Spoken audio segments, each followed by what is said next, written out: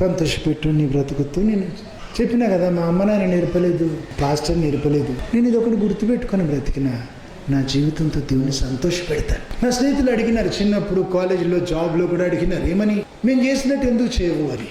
అమ్మ నాయన నాకు భయపడా అంటే కాదని చెప్పినారు. ఒకటే జీవితం నాకు ఈ భూమి మీద, ఒక జీవిత కాలం. ఈ జీవితంతో దేవుని సంతోషపెట్టాలని నాకు ఆశ ఉంది. కాబట్టి రికార్డు పాడు చేసుకుని చెప్పిన రకరకాల దారులు పరిగెత్తి తాగి వ్యభిచారంలో పడి డ్రగ్స్ తీసుకొని చెడిపోయి అంత కలిసి ఏమన్నారు, 4-5 ఏళ్ళకే బ్రతికితే ఆయనలా బ్రతకాలి. ఎంత మంచి బ్రతుకు, మన బ్రతుకులు ఇట్లా అయిపోయినాయి అన్నాడు. ఒకడు అంత డ్రగ్స్ తీసుకొని అంత దయ్యాలు బట్టి రోడ్ల మీద బిచ్చపోన్లా తిరుగుతుంటే నేను ప్రార్థించిన దేవుడు బాగు చేసినాడు.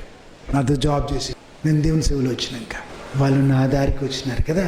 కాబట్టి ఎగతాళి చేస్తారు, అవును వేలేస్తారు, చేత కాదంటారు.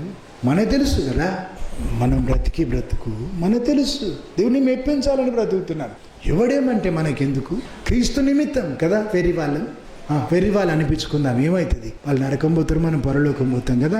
చివరికి వాళ్ళే వెర్రి వాళ్ళని తేలిపోతుంది.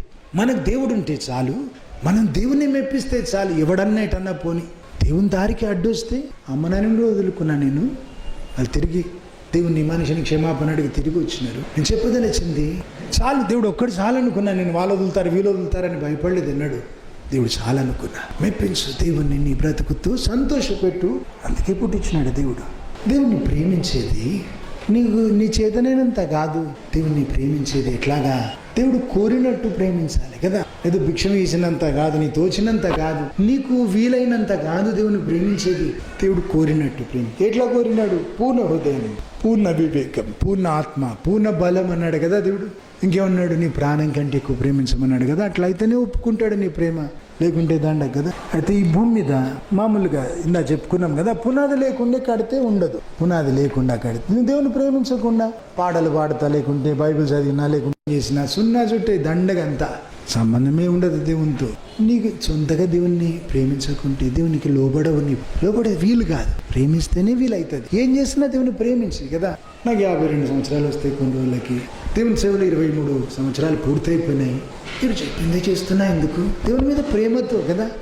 ఇన్ని శ్రమలు, ఇన్ని అపాయాలు, మరణాపాయాలు, అంత శత్రుత్వం, ఇన్ని అవసరతలు, ఎన్నెన్ని పరీక్షలు, వీటన్నిటిలో బ్రతుకుతున్నా ఇంకో రోజు ఎందుకు? దేవుని ప్రేమించి దేవుని మీద ప్రేమతో చేస్తున్నా. ఏం చేసినా కాపరిగా చాలా ఉంటాయి. గుండె తీసి స్కానింగ్ చేయగలిగితే జల్లెడ తుట్లు ఉంటాయి. అన్ని రకాల మనుషులు అన్ని రకాల అవమానాలు చేసి ఉంటారు. అన్ని రకాలు ఎన్నో రకాలుగా కష్టపెట్టి నష్టపెట్టి ఉంటారు. మంచి ప్రేమిస్తా నేను ఎందుకు? దేవుని బట్టి కదా. దేవుని ప్రేమించి, క్రీస్తు ప్రేమలను బలవంత పెడుతుందని రాసి ఉంటుంది బైబిల్. అట్లాగే కాబట్టి ఏం చేసినా దేవుని ప్రేమించి కదా. నువ్వు దేవుని ప్రేమించకుంటే నువ్వు విధేయత చూపేది వీలు కాదు, దేవునికి భయపడేది వీలు ఉండదు. ఇంకా ఏంటి, ఈ భూమి మీద నువ్వు దేవునితో సమయం గడపవు, దేవునితో స్నేహం చేయవు, నీ బోరు కొడుతుంది. బైబిల్ మాటలు చదువు, ఇక పాటలు రావు. వయసు ఎంత పెరిగినా మంచి స్వరం ఎత్తి దేవుని ఆరాధించే తీరుండే. ఎందుకు? లోన ప్రేమ లేదు. తిట్టు కొట్టు బలవంతంగా నేర్పితే పాటలు వస్తాయి, రావు. ఇంకా 10 ఏళ్ళు గడిస్తే 10 పాటలు కూడా రావు. గుడ్ అయినంట 300 పాటలు కంఠస్థం నేర్చుకున్నాడు. గుడ్ అయిన చదివేది కూడా వీలు కాదు. ఎవరు పాడుతుంటే నేర్చుకున్నాడు కదా.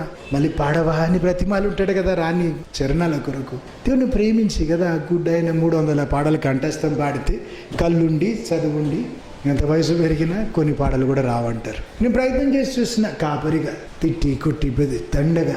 అందుకే అట్లాంటి ప్రయత్నాలు మానేసిన.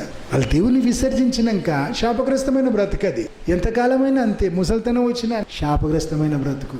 భ్రష్ట మనసుకి దేవుడు అప్పచెప్తాడేమో అనిపిస్తుంది. చీమ కుట్టినట్టు ఉండదు వాళ్ళు ఉన్న స్థితి గురించి. ఏమనిపించదు. సొంతగా వాళ్ళ బాధ అనిపించాలి కదా, అనిపించదు. గుర్తు చేసిన ఆలోచన ఉండదు.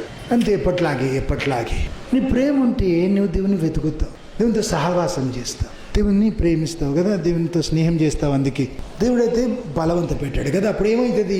ఈ భూమి మీద నీకు దేవుని మాటలు రుచించలేదు, నీకు దేవునితో సహవాసం, దేవునితో సమయం గడిపేది నీకు నచ్చలేదు. అట్లాంటప్పుడు నువ్వు పరలోకం ఎట్లా పోతావు? నిత్యత్వం కదా, దేవునితో గడిపే సమయం. ఈ భూమి మీద నీ వాక్యం రుచించలేదు, దేవుణ్ణి ఆరాధిస్తూ పాడాలని అనిపించలేదు, దేవునితో ఏకాంతం లేదు. ఎందుకు? నీకు రుచించలేదు, నీకు నచ్చలేదు. ఇష్టం లేని భోజనం తినవు కదా నువ్వు. అట్లాంటప్పుడు నువ్వు వద్దు అన్నావు. దేవుడు పరలోకం ఎట్లా పోతావు? నీవు పరలోకంలో దేవునితో ఎట్లా ఉంటావు? నీవు యుగాలు దేవుని ఆరాధిస్తూ ఉంటారు అక్కడ. అంటే పరలోకం నువ్వు పోయే స్థలం కాదు.